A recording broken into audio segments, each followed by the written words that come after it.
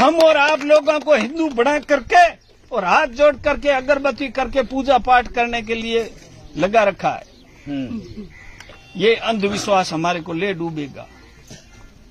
संत रविदास जी ने कहा कि जात पात के रोग में उलझ रहे सब लोग, मानुषता को खाते हैं रेदास जात का रोग। ये जाति का रोग है जो हमारा पीछा कभी नहीं छोड़ेगा, और इस जाति के रोग ने हम लोगों को बर्बाद किया है।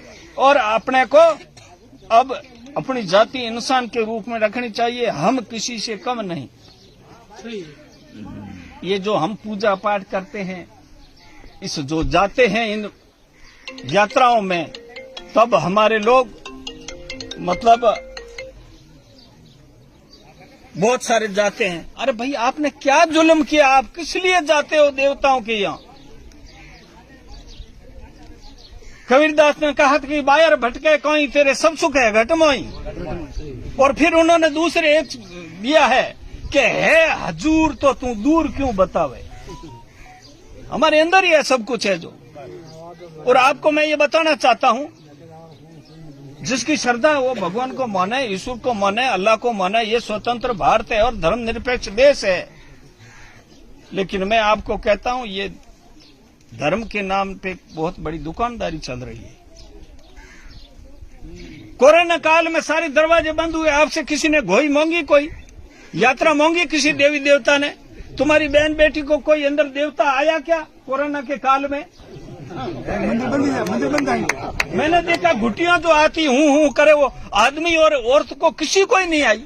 देवता सबके पंड से निकल गए, एक मौत का भय सताने लगा।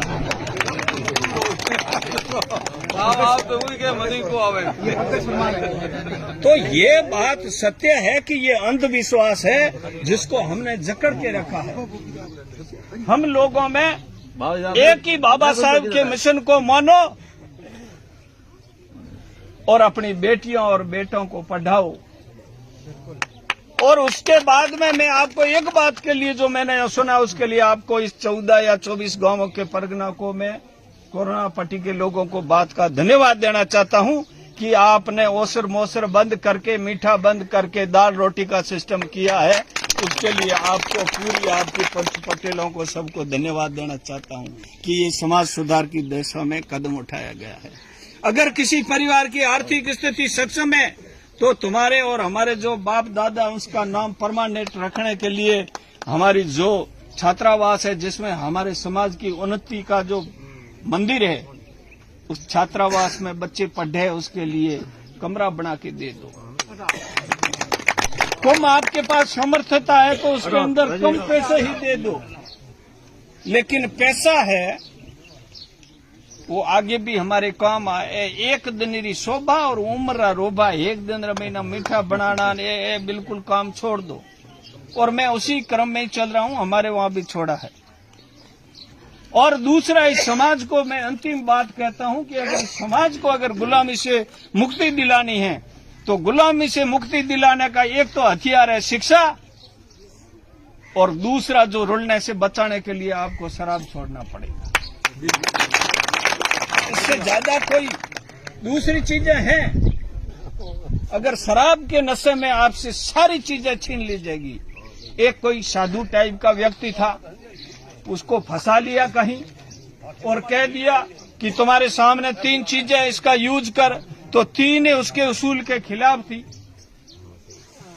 या तो मीट खा, या प्राय स्त्री से संभोग कर, या ये फिर शराब पी। उसने कहा ये तीनों चीजें तो मेरे तो उसूलों के खिलाफ है। फिर उसने आखिर में कहा चलो पानी है, कड़वो है, मीठो है, जेड़ो है, जो है थोड़ो है, पी लो। फिर जो ही उसने वो थोड़ा सा दारू पिया तो उसकी इच्छा हुई, जो उसने उस मांस को खा लिया। और जब मांस खाया तो वो तीसरे वाला भी उल्टा काम करने की उसकी बुद्धि चली गई। तो ये बर्बादी का कारण है। आप मेहरबानी करके अपने घर में बच्चा है उसको आप शराब की आदत छुड़ानी पड़ेगी, और छुड़ाने के लिए आपके बड़े बुजुर्गों को इस आदत को छोड़ना पड़ेगा। नहीं तो जिसका बड़ा भाई है शराब भी तो छोटा पिए तो क्या है, खराब। फिर कहते हैं कि नहीं ये जो अपन रुड़ाने वास्ते करे नहीं हो। देखो, मैं एक आपको लास्ट बात कहना चाहता हूँ। मैं वहां गया जब वो जो पाली में मर्डर हुआ था जितेंद्र का, उस गांव के अंदर गया तो वहां पर 250 गांव में मेघवाड़ों के घर है और करीबन 600-700 घर है जो राजपुरोहितों के हैं और छोटे मोटे कोई दूसरे होंगे।